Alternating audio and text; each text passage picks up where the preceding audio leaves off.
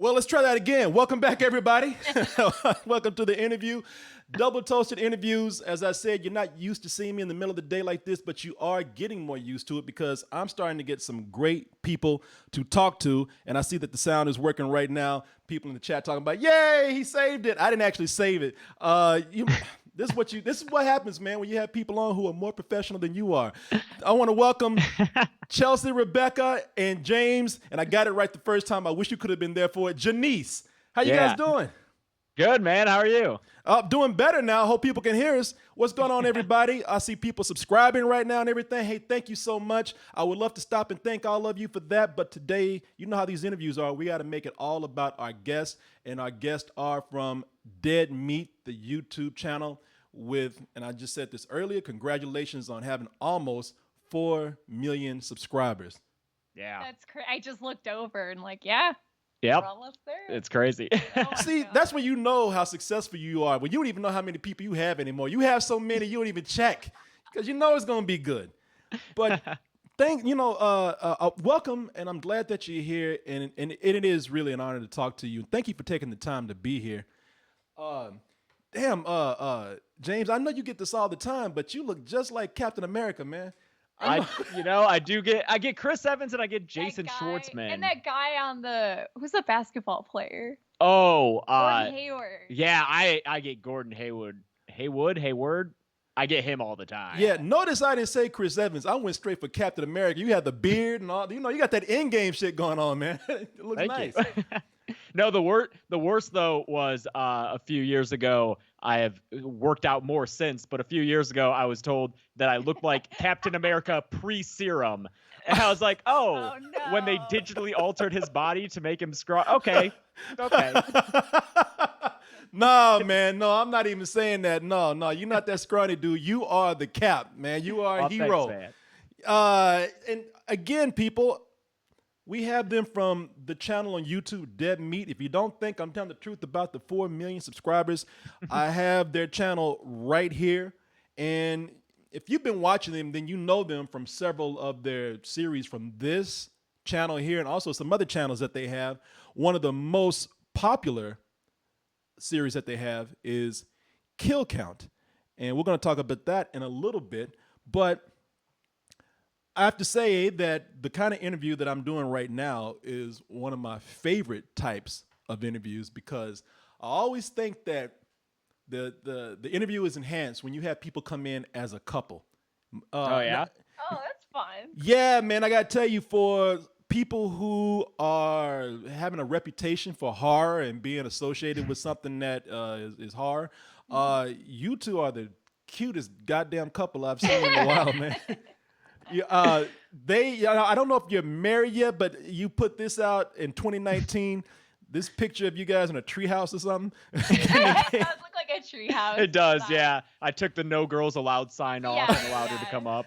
Yeah, you had to, man. You can't be part of the He-Man Woman's Hater Club anymore, man. No, that is cute, people. This is from Chelsea's Twitter, I think, right here. This is back in September of 2019, September 13th. Friday the 13th of all times, how appropriate for these two. But this happened on Sunday. Oh, was it not Friday the 13th? Oh, it was Friday. That's when we made it public. We kept it quiet for like a week. I think it was a week, yeah. Just so family knew and so we could kind of, enjoy it without it being a big thing right away. Yeah. Can you believe that was September? I know. And we've been planning, so we were going to get married in October. And I don't think that's happening anymore.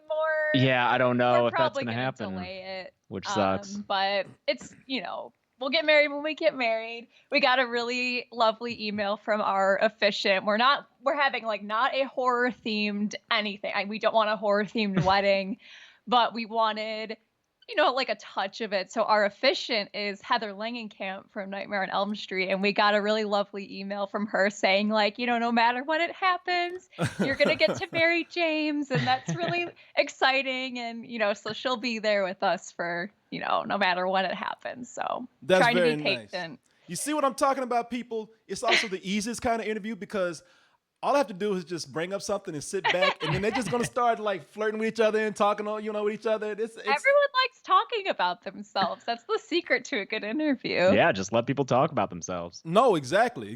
No, I just put it out there, and couples love not only to talk about themselves, but they love to just kind of talk as a couple. So that's what's really cool right here, man. You guys, a lot of people in the chat right now. Did I pull up our chat here? I don't know if I did, but a lot of people in the chat are saying congratulations to you guys. Yeah. Right now. Oh, Some thanks, people are everyone. offering to marry us on. I don't know if they're offering to marry us on Twitch. That'd be great. Yeah, man, that would be awesome, and I know you couldn't do it, but if, once you start doing stuff on Twitch, then you got to put it out in the open, so people are going to ask you to start streaming your wedding. They are going to ask you to dress up like, horror characters. So, Yeah. yeah, man, it's congratulations to you too. And, before we go into your channel and all your other endeavors, let's keep along the theme of being engaged and being a couple. Chelsea, I know that you, for the channel, you also have a podcast, as most people who have alternate video aspects to what they do. You have a podcast and you edit the podcast. You also go in and you do all of design the merchandise, if I'm correct, right? I do all the merchandise, so all the pins and shirts and everything. I think there's like the logo I didn't do the Demi logo. That was our good friend Beth, who is on Twitch also, Beth Vrad. Yeah. And then there's like one other thing I didn't design myself, but most of it, that's mine. I love designing stuff for the store. So were you a designer before you started doing this then? No, that's just like a for fun thing. No, but she's an artist. Yeah, I was an art kid in high school. Okay. Like it was like in high school I did like I would stay after school and hang out in the art classroom. Like that's the clique I was in. But no, I ended up majoring in film. I don't have like a professional graphic design background or anything. She's still really good at it. Yeah. Thank you. Natural talent is what you have, is what you're saying. Just born with it. And of course, both of you are doing a lot of things there. James, you do, both of you are heavily involved, of course, with the channel and everything that you do. So you probably can guess what I'm going to ask. How is it working as a couple, being that, Chelsea has the things that she does, and I'm sure you have your things that you do. Do you two just work so well because you just kind of compartmentalize from each other, or do you work together very well and you're very involved in what the other is doing? Yeah, and I mean, that's kind of been a constant in our relationship, because even before Dead Meat, we had another YouTube channel, Practical Folks, that we were part of as a couple with a couple other people. And so we've always, that wasn't our job, but we were still working together, and it was still the kind of like, we had the creative collaboration aspect of the relationship and then the normal relationship aspect of the relationship. Yeah, and then I mean we both majored in film in college, and so we would work on projects together and stuff. Like we had kind of a background of like being friends and working on stuff with each other. Yeah, we were friends for years before we started dating. Yeah, and I think like, a big reason I knew like, oh, this is someone I could see myself in a relationship with is working on stuff in college. There were so many times where either like I was directing stuff or producing stuff, and I was the one I'm giving you stuff to do, and there was never, sometimes people get weird about a lady bossing them around or giving them orders, especially if it's film school. There's a lot of especially egos. in film school. Egos, but James was always someone who I felt like really respected me as a person, and like we worked really well together, and so that's like a big part of how why I think we're able to do that still now and not have that affect our relationship. Like work and our relationship are two separate things. Yeah. So James, you didn't pull this thing where you two were friends for a long time. Now I hear people when they've been friends before they started dating, that usually means that the guy kind of snatched the girl away from somebody that she was already seeing. Sometimes a friend. So, James, I don't know if you pulled that Captain America shit with somebody else, James, but because you can. I don't know if you just said that you worked up that Chris Evans thing you got going on, but did you steal her away from somebody? I don't know. Was it vice versa? Oh, no. It was, I think we were both seeing people when we first met. Yeah, we both like when we first like we'd been friends for a while. I think, yeah, when we first met, I think you had a girlfriend. I was single. I was like, oh, he's cute, but he's got a girlfriend, whatever. And then we just became friends. And then I feel like we both had been on and off seeing different people, but we're friends. And then we ended up both being single at the same time. Yeah, there was long gaps between our previous relationships and our current our relationship. Yeah. So was there a horror connection in there? I mean, since you both run a horror channel, did you both have an interest in this? You go see horror movies together or watch them at home, and that's what kind of made you close?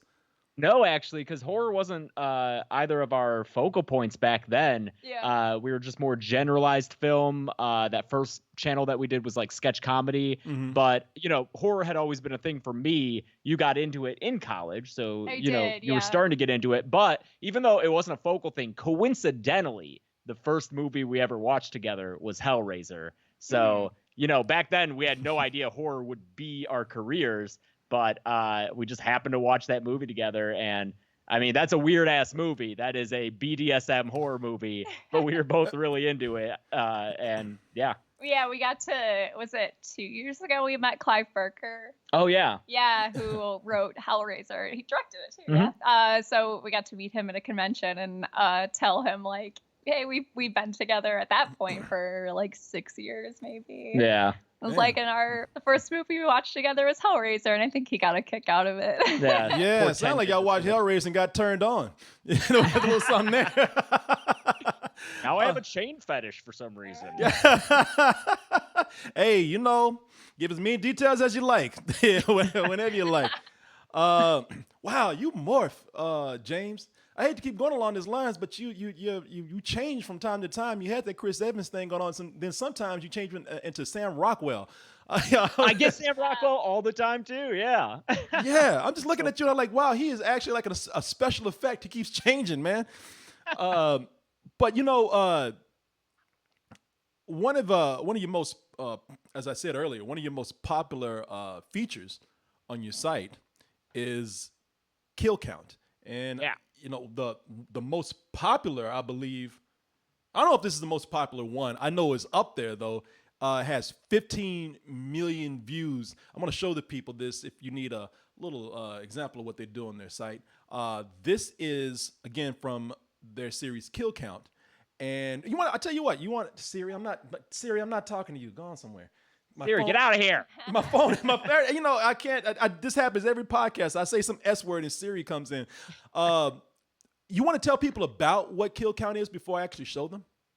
Sure, yeah. I mean, when I started with Friday the 13th about 3 years ago now. And when I started, it was mostly just let's show each kill in the movie and count them up and do a quick rundown. I mean, that first video I think is 7 minutes long, but it quickly became much more than that. I want to add more value to the videos, which began with doing comedic commentary on what happens in the movie, because I mean, a lot of those older horror movies, there's a lot of weird shit going on in them that it's fun to point out and make jokes about. So that became the first addition to just showing the kills. And then eventually I want people to appreciate the horror movies in the same way that I did. So I really tried to add more behind the scenes information, production information, just fun facts about everything that goes into making these movies, whether they're bad or good. A lot of work goes into making them, and I want to show and celebrate that. So they quickly became longer and longer, and now average episodes are about 20 minutes long.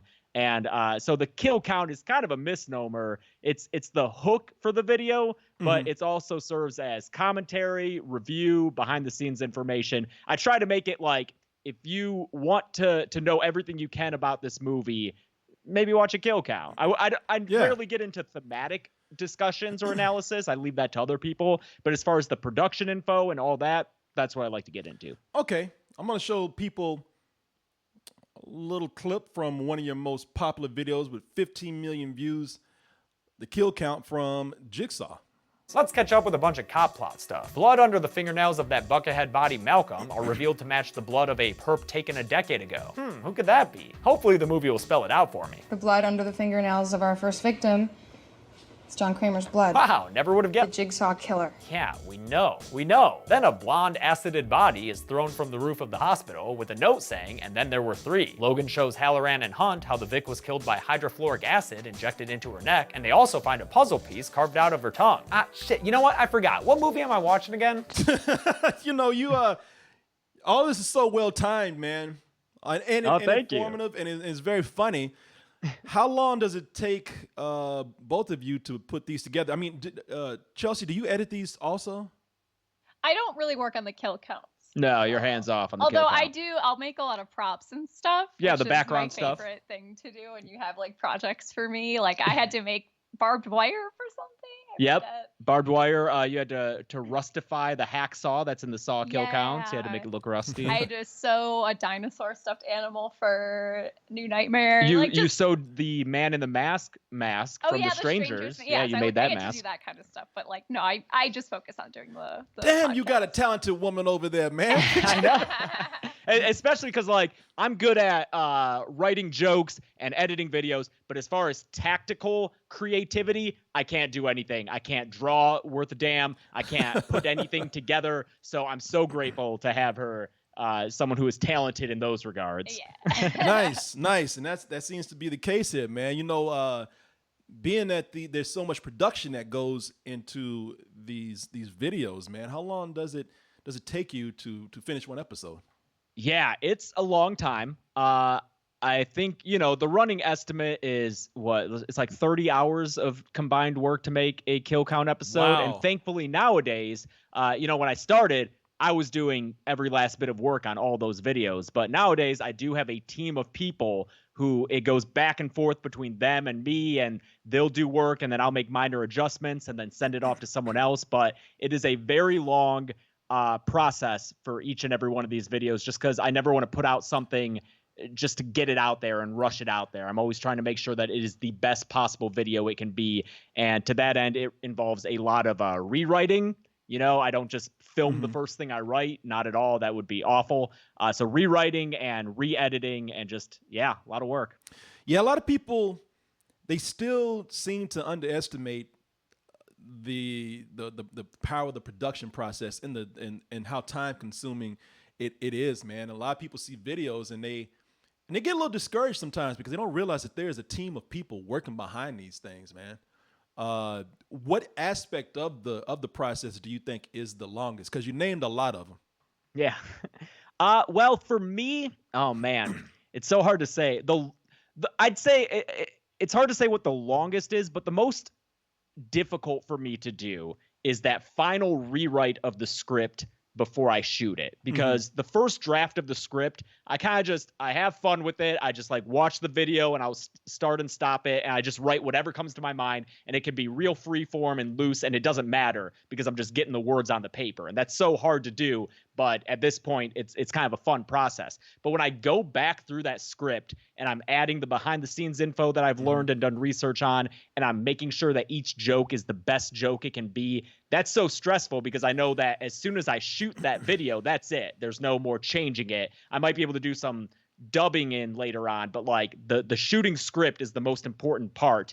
And so getting that final draft done, and that takes about like the first draft of the script takes about 4 hours to write, and the rewrite takes about 5. So again, I don't know if it's the longest part of the process for me, but it's definitely the most pressure I feel doing it.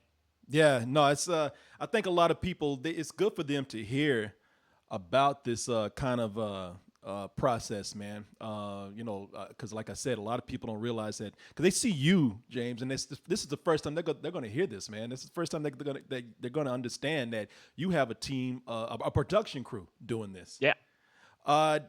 So in the beginning, and either one of you can answer this, how did you do this in the beginning then without having a team of people? And whether it's for this project or any other project, how is it when you're first starting out, and how do you balance that? And do you have another job that you're doing that you have to put this in balance with?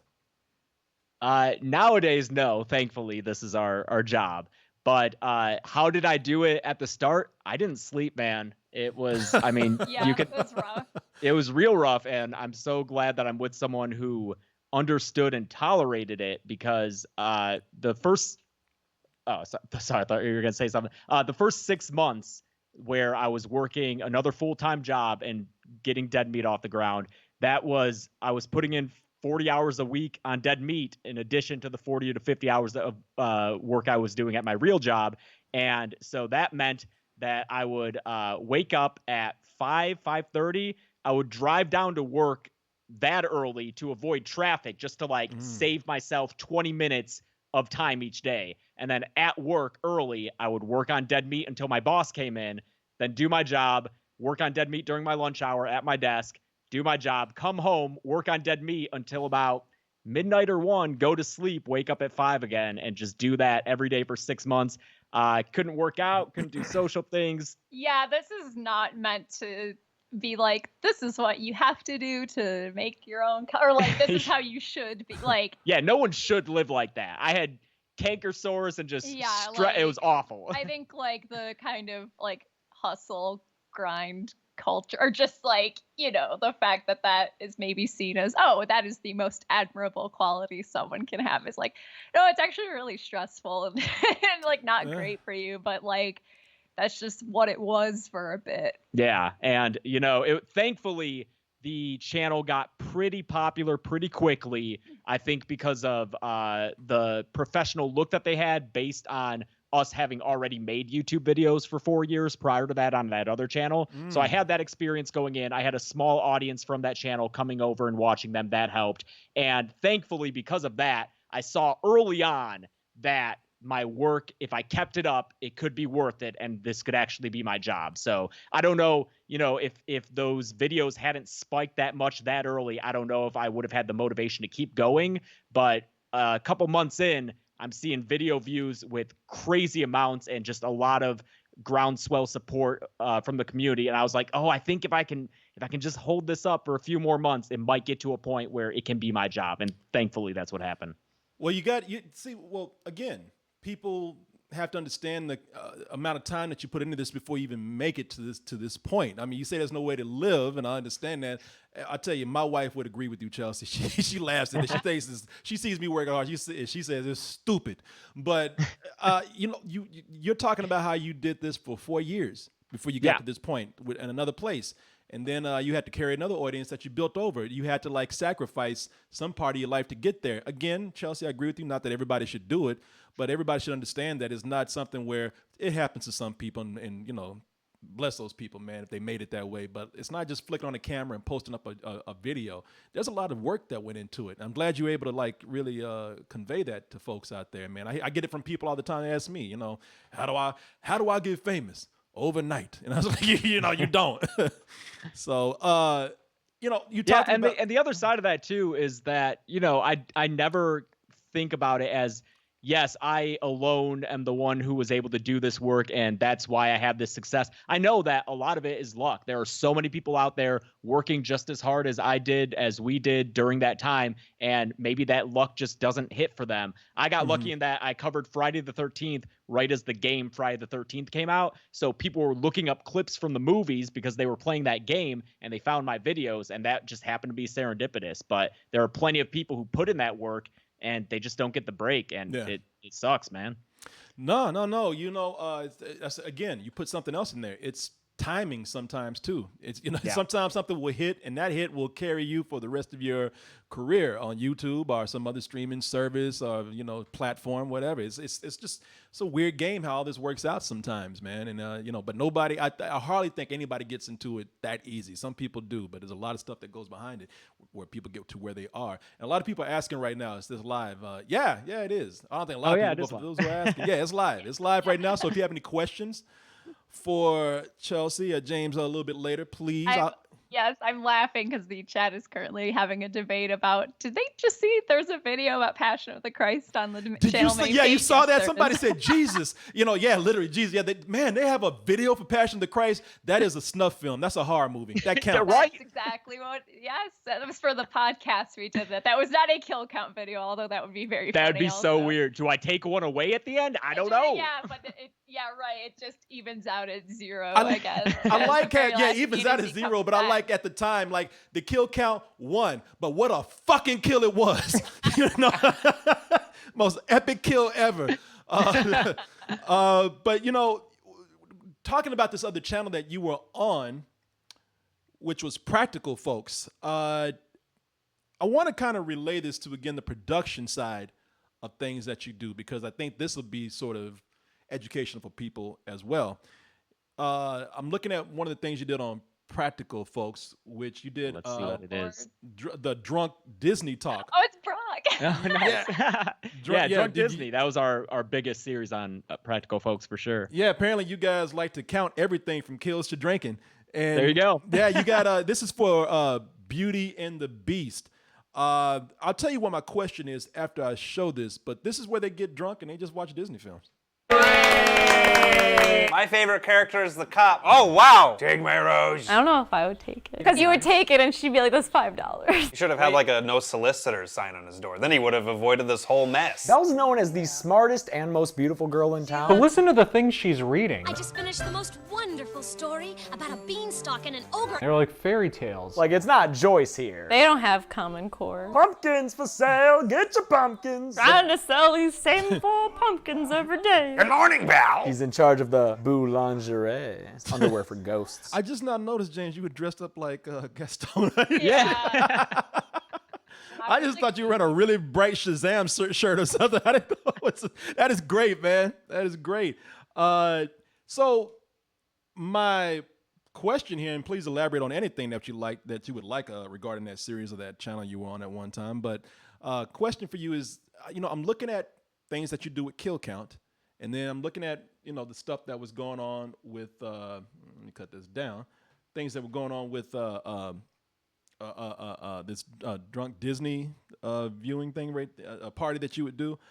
In both these things, you're showing a lot of clips. A lot of clips, and this is from one of the, this is from one of the biggest, if not the biggest studio out there, with the best lawyers, Disney.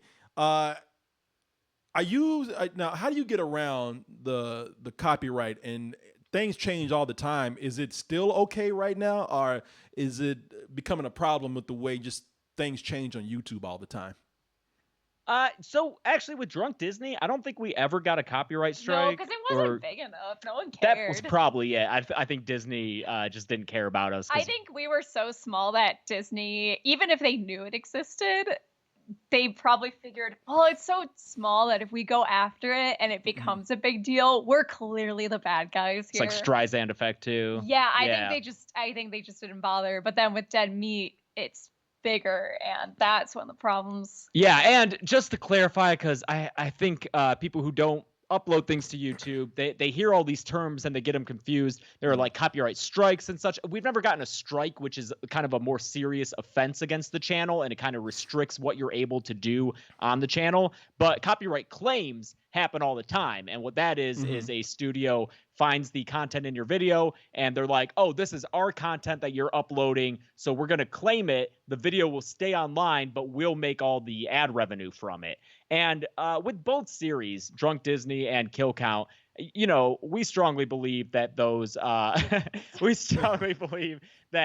footage being used falls under fair use, because fair use covers commentary, which is what they are, and parody, which I think Drunk Disney you could count as parody. Kill Count's not quite parody, but it's still commentary. It's I've seen people say, well, he's just using movie footage and that's how he's like making money off YouTube. But that's ignoring all the work that, as we discussed earlier, I'm putting in from my own original, like the scripts I'm writing and saying underneath all this movie footage is my own creation. So we strongly feel that they fall under fair use. And when we do get the copyright claims, thankfully now I have a YouTube network, multi-channel network called Made In, who are great. They're very small in terms of the number of channels that they deal with. They're not like one of these big MCNs that have tens of thousands of channels. I think they only have a dozen or so. So it's very intimate, very face-to-face with us. And whenever we get a copyright claim, they dispute those claims.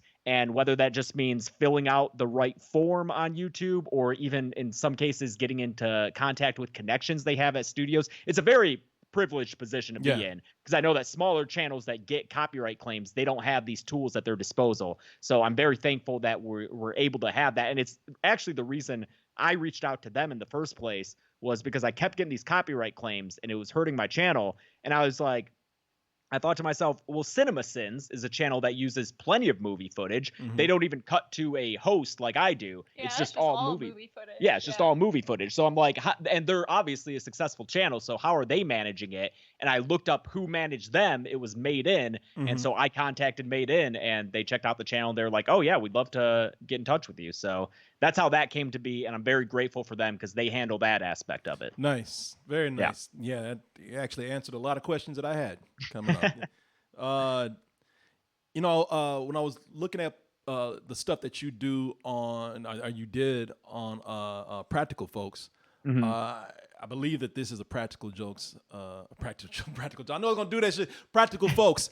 This was a Practical Folks video where you did a Game of Thrones parody. Yes. Yeah. Is it Power Hour? Because that's like, we're so proud of those videos. Yeah. Power Hour, and I guess you don't do those anymore. No, like they were so fun. So what we did was we both cosplay, not as much anymore, but there's James. We both cosplay. We love Game of Thrones. We love the books. For a bit, we were also doing a book club where we were rereading the series on Practical Folks. And yeah, I guess to answer questions, like it's just we don't have the time for Practical Folks anymore, unfortunately. Still love everyone involved. Like, we still keep in touch with Dave and everything from Drunk Disney. So it's not like a personal thing. It's just we don't have the time for it anymore. Yeah.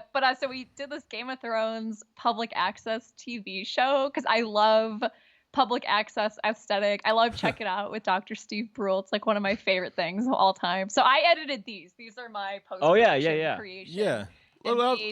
Mine and James's costumes, so that we had a bunch of Game of Thrones cosplayers come over and just like goof around with us and shoot for a day. Yeah, we just set aside a day, turned our apartment into this public access TV show set, and then had our friends who had already cosplayed as these other Game of Thrones characters. We had them on. I think we wrote out just rough beats, and then improvised around it, and it was such a good time. And I wish that those videos had gotten more attention because we're so proud of them. Hey, let me take a look at one of your videos there. Again, you guys are very good with production. Let me see here. So this is from Power Hour, which is imagine a cross between Game of Thrones and a cable access interview show. Today we have a very royal guest, but first, News of the realm, King Robert's dead. I see you're not wearing black, Your Grace. Black is for mourning. The traitor Ned Stark has been taken into custody. His final statement as a free man was to declare to all the realm that you all suck, and that Cersei's the best.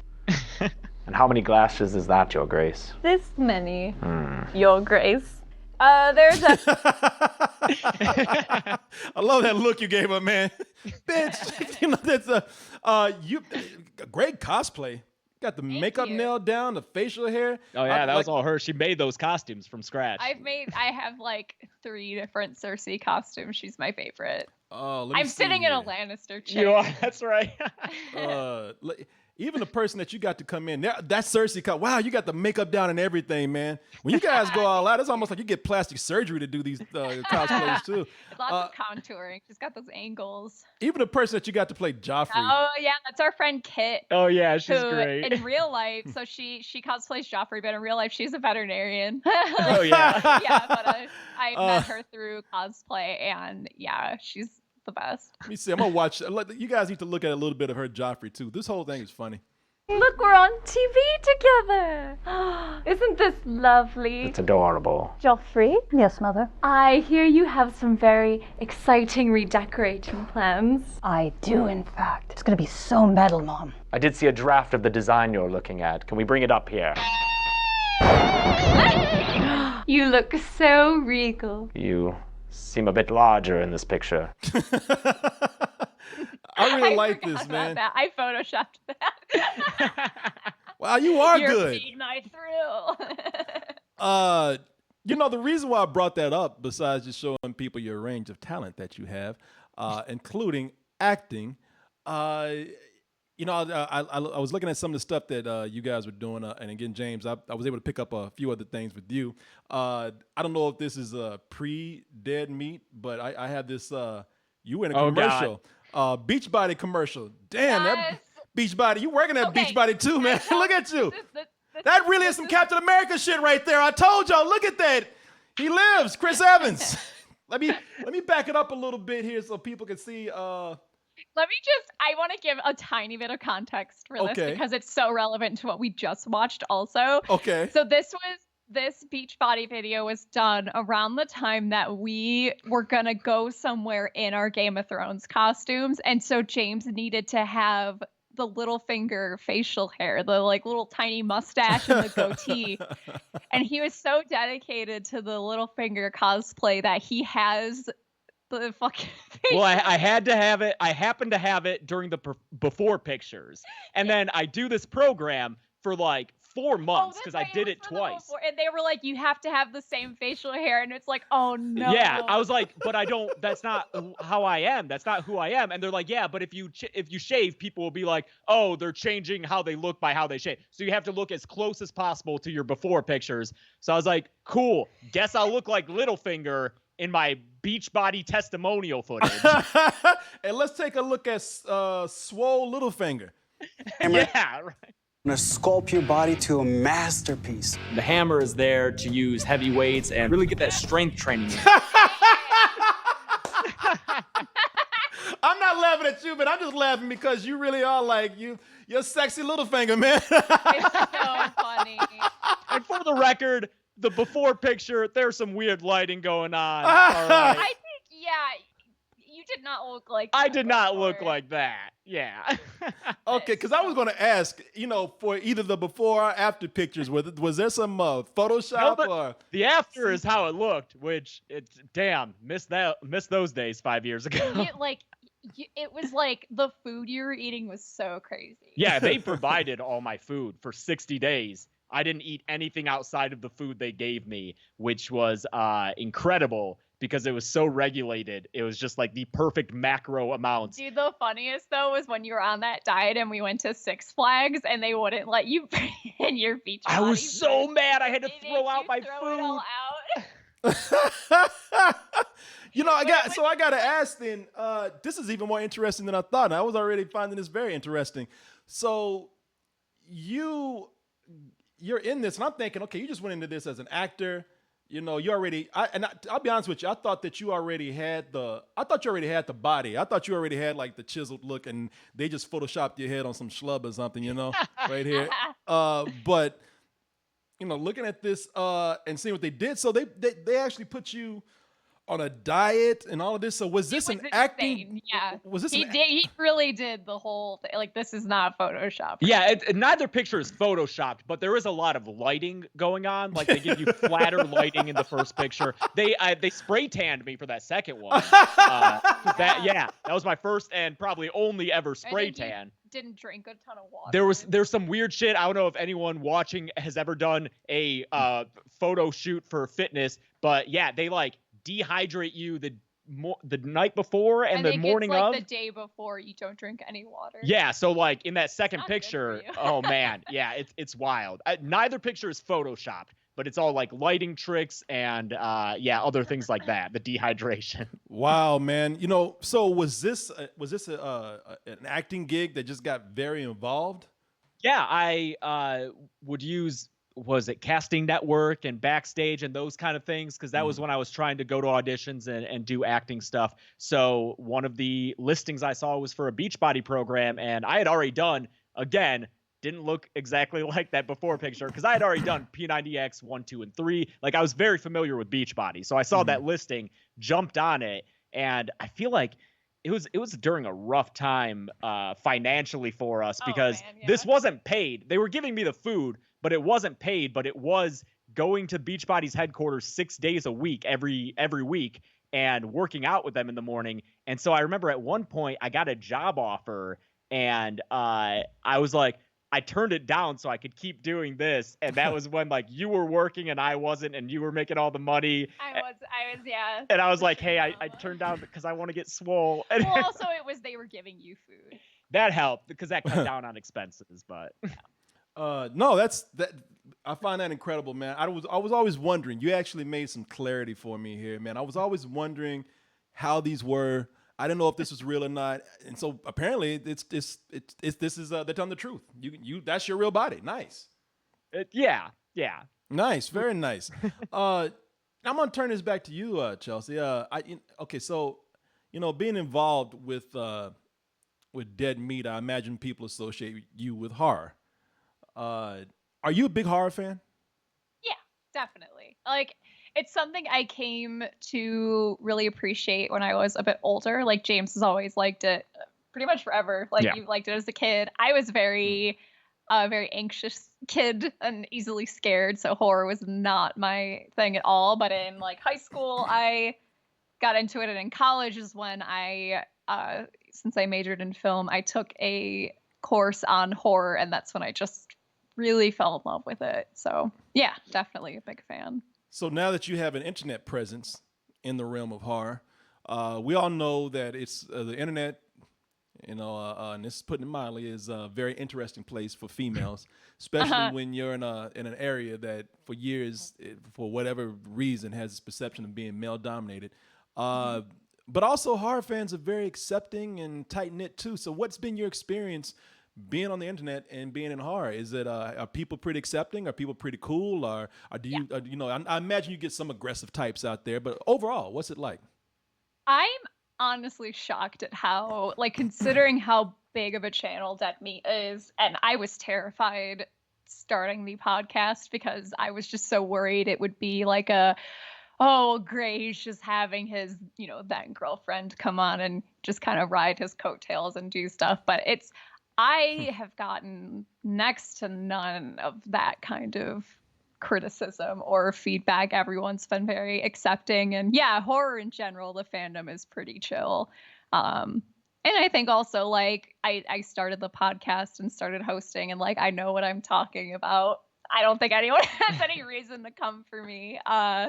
Yeah, I'm honestly shocked. Even just, I read all the emails that I get. We say the email address in every podcast episode. If anyone wanted to be a dick, they could, but I never get any mail like that ever.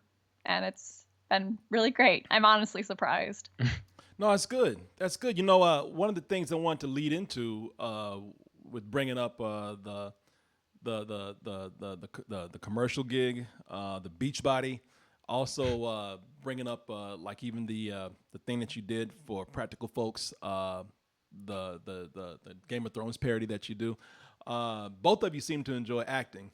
Is that something that you would still like to pursue? I mean, would you like to go into movies or a TV show or anything like that? Or are you just cool with developing what you have here with Dead Meat?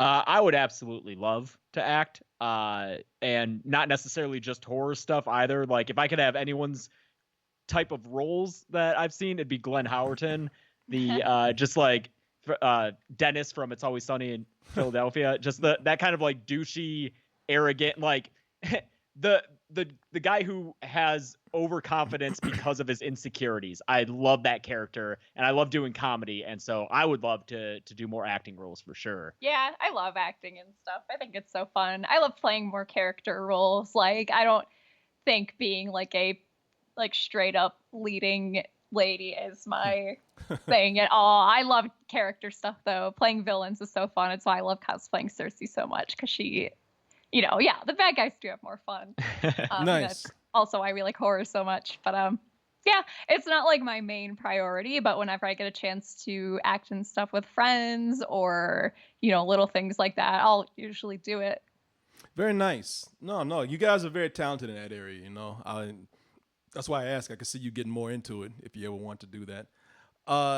Let me see here. We're about to wind things down right here, but I guess this is a good time to take some questions from the chat and also some questions that we have in email. Now, let me go over here. I forgot to pull up the chat a little while ago. Let me see if I have my dashboard up so I can go in and actually pull them up. So chat, since you're here, I'm gonna give you priority here. Yeah, what up, chat? on asking some questions, and let me see. Tell you what, while they're coming in, and oh well, there they go. Somebody asking, I believe that somebody probably knows your channel. They're saying, this is from Big Ben. They say, are you going to be doing more body horror in the future? Ooh. Actually, for the podcast, I've been thinking about doing a Cronenberg retrospective. We did an episode all about John Carpenter with our friend Chauncey K. Robinson.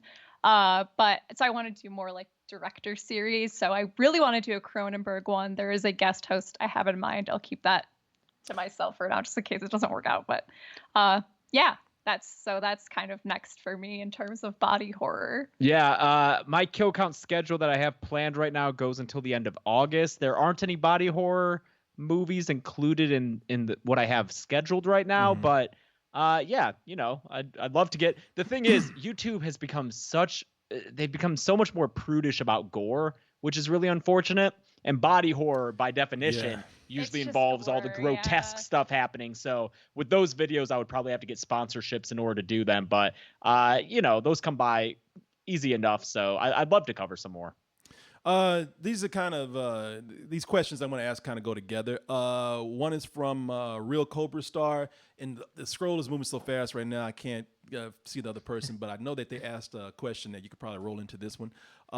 They want to know what inspired you to do Dead Meat, and the other question that is kind of related, what made you want to go onto YouTube? Oh man, well with YouTube, I don't know. I've always been trying to just create things. I was making videos before YouTube existed and just sending them through AOL Instant Messenger to kids in my school. And thank God for that, because I'm glad those videos don't live on YouTube. They're very bad and embarrassing, and they just stay on my hard drive where they will forever live and not see the light of day again. But yeah, so that's something that I've always been interested in. And we met at film school, so we had that production experience. And then YouTube, like as far as YouTube specifically, it's just, when we started uploading stuff like 2011, 12-ish, it's just like that was the one place we could upload stuff. I feel like there weren't many other, like Vine didn't exist. No, and I'm not as good at like short form, the quick punchy jokes. I watch people on Vine and now TikTok, and I'm like, how are you that funny in that short amount of time? Like it takes me 20 seconds to set up a joke, and these people are making me belly laugh in like 4 seconds. Yeah, it's incredible. Yeah, I find the same thing, man. I put a lot of prep in what I do, and I have a lot of admiration for these people that do that. This might be sort of a personal question, but I'm gonna put it out there. And they say you can just give a range here. Let me move the chat. But I think it's kind of a complimentary question too. I don't know if you can see this. People are so tiny right here, but hopefully you can. This comes from CJRC. Sajrak, I never know what these things are really spelling. They say, don't want to make you uncomfortable, but really interested in what 4 million YouTube subs looks like financially on a monthly, yearly, I guess he means level. He didn't put the word in there. Just a range would be fine. Now, I don't know if you want to answer that in any kind of way, but if you do, make it as broad and cryptic as you like. It depends on like what is going. That's a scary thing with YouTube is like, sometimes we'll have a really good month, other times not so good. Yeah, but I don't ever want to make it sound we never have bad months. We are extremely comfortable. We're fine. That's why now we just hired an assistant last year. Yeah. And we just recently with the layoffs, it was a part-time position, and with coronavirus and all that, our assistant lost her other part-time job, so we just decided we hired her full-time. And she has a 401k. Gave her a 401k. Wow. So and like the editors that I have that I mentioned earlier working on the team, I make sure to pay them like very good rates, because I know that I wouldn't be able to do what we're doing without them. So the channel makes a good amount of money. It's not really based on subscribers. It's really based on the views, and also it does change month to month because the amount of money you get paid per view depends on how much advertisers are willing to pay for those views. It's called CPM. I let my network handle all that. But like, for instance, January, it's the beginning of a year, and companies are more kind of stingy with their budgets. So January videos rarely make that much at all. Whereas December and November, the holiday season, when companies want to spend more on their advertising budgets, those tend to do a lot more. And then for us, October, because we have to do with horror and Halloween, those ad rates are really good. So for us, the end of the year is the best time of year. Before that, there are ups and downs at the months, but we're always very comfortable, and we really try to put that money and give it to the people who are helping us and making sure that they're paid just as well. Yeah. Nice. Very nice. It's very cool of you to do that. Let me see here. This is from Jason Bear, who wants to know. Let me see if you can see this in the chat right now. Jason Bear wants to know. Let me see. What new horror movie are you most looking forward to right now? He says his is A Quiet Place 2.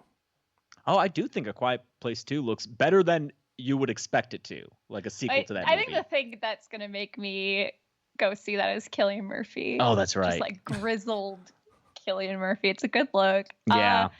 I'm excited for Candyman. I'm very curious to see what happens with that remake for sure. Yeah. Or possibly not remake, who knows? No, if I had to guess, I think it's a continuation. It's a requel probably.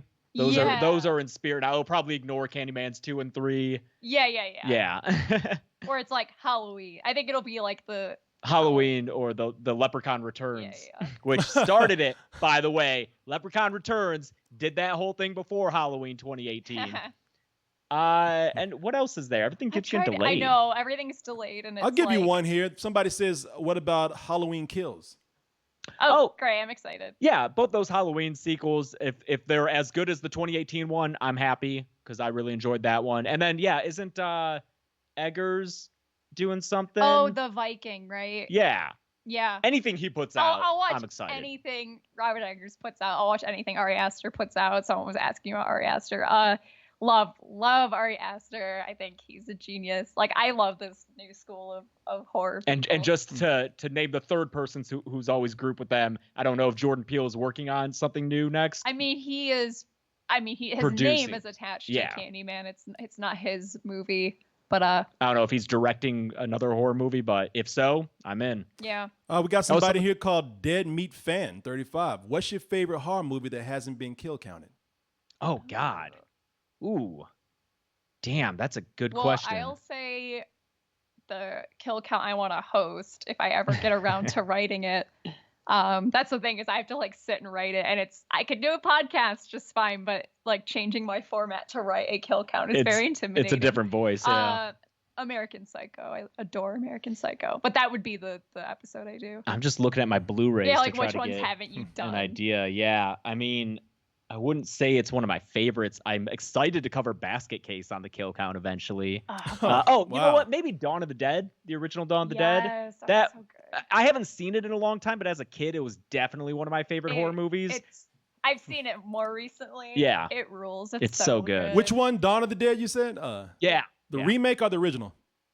The original. The original. The remake Nice. was cool too, but the original and even Day of the Dead too. Both of those. Yeah. I mean, when I cover those on the kill count, I'll probably remake my Night of the Living Dead kill count because it's so that was so long rustic. ago. Yeah, that was very early and it had some production problems. So, I'm going to ask you a couple more questions, but while I do that, people, I have to cut to a commercial break. You know my contractual obligation. Mr. Twitch will whoop that ass if I don't do this. So I'm going to ask them a couple of more questions, and while I do that, that's going to be while we take the commercial break, which I have to ask you guys. Excuse me for a moment, you two, if I can do this. I just want to say thank you so much for being here today and being a part of this. The VOD will be up right after this, so you can watch that too. But if you enjoy what you've been seeing here, please subscribe to us.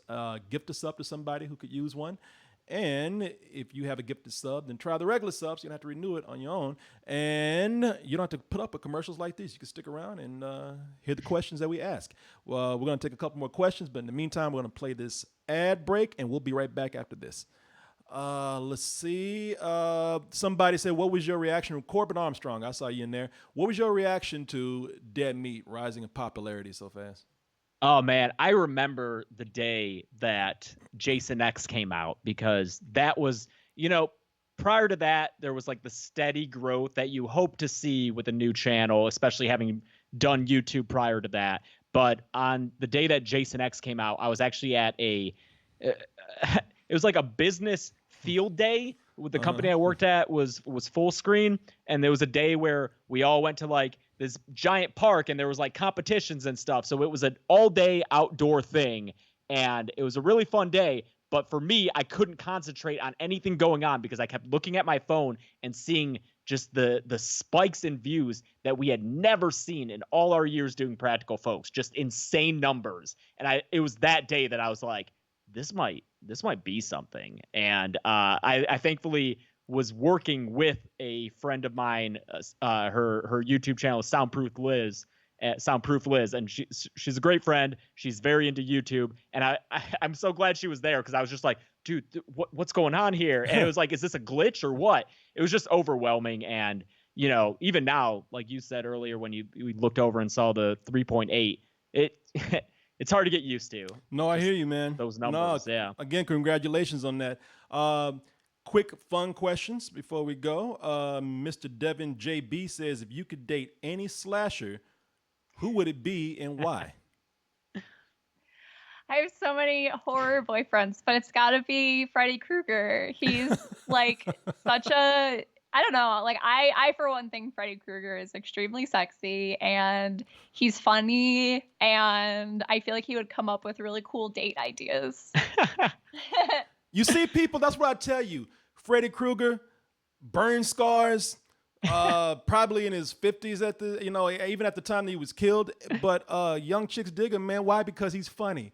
He makes people laugh. Women like that. Confident, yeah. And shows confidence, man. That's the thing. That is I think we talked about this on the podcast, but that honestly is like, that's the secret to, I think, being extremely attractive is like, because there's a reason why I think maybe especially young women, I don't know if that's necessarily true, but there is like this attraction to villains and monsters and like why? Because they're gross, but it's because it's like the confidence and it's the the only thing is if you date Freddy Krueger, you can never have kids with the guy.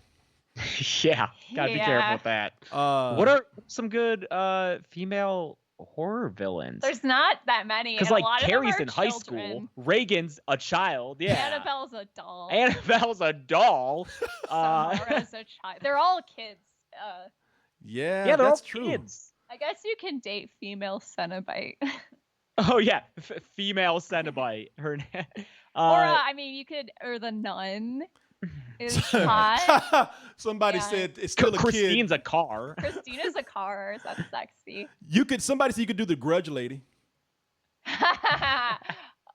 I mean, that seems the only thing you got right there. And Annabelle technically is of age, and she could count as a sex doll if you wanted to. Oh, so. no. That's what I was telling you is I feel like, because I don't really know anime that well. James doesn't at all. And I was trying to explain to him, I'm like, I feel like there's a trope in it where it's like, she's not a kid, actually. She's like a 1,000-year-old demigod or whatever. Hey, so it's like Annabelle's like technically a demon. Big Ben says that Christine has a tailpipe. Oh yeah, Tiffany loves pre-doll form, human form. I mean, she's into some darker shit than I am, but you know what? Given my options, and it's Jennifer Tilly. Come on, it's Jennifer Tilly. I ain't gonna turn that down. There you go. Let's see here. Ladies first, ladies last. We'll put this last question to you, Chelsea. This is from the Sarah Franco. And the Sarah Franco says, is there an episode of the podcast that you've always wanted to do, but just kept saying maybe later for various reasons, such as you have to do a lot of research for it, or you don't feel like it would get a lot of views? I don't know if you get the question. The ones that I put off doing, like I have so many ideas, but I always end up putting them off is because there are a ton of research and they're ones I would absolutely need a guest for. So ones that we've done are where I have a guest on are like transgender representation in horror. We did one about Indian burial grounds with our friend Joey, who is a member of the Cowlitz tribe. So he's Native American. So there are ones I've had requested over and over again and that I think would be so cool. Like the like representation of disabled characters in horror, I think is really fascinating. Even like just exploring the trope of like, why is it a joke that the Black character always dies first in horror? So stuff like that, where I would need a guest with us because we're just two dopes making a podcast. There's only so much homework I can do before I need to call in an expert.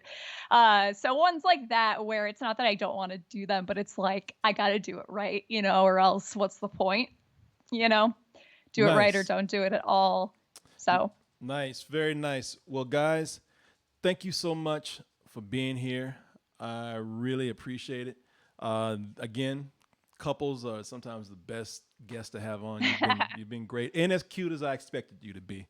Oh, thank you. So, again, congratulations on everything. And you know, I'll be going to the channel every now and then. Some of your advice even was very enlightening for me. I'm gonna take some of that. Anything that you want to tell people about before we go? I don't know. Don't go around coughing on people. yes, stay home.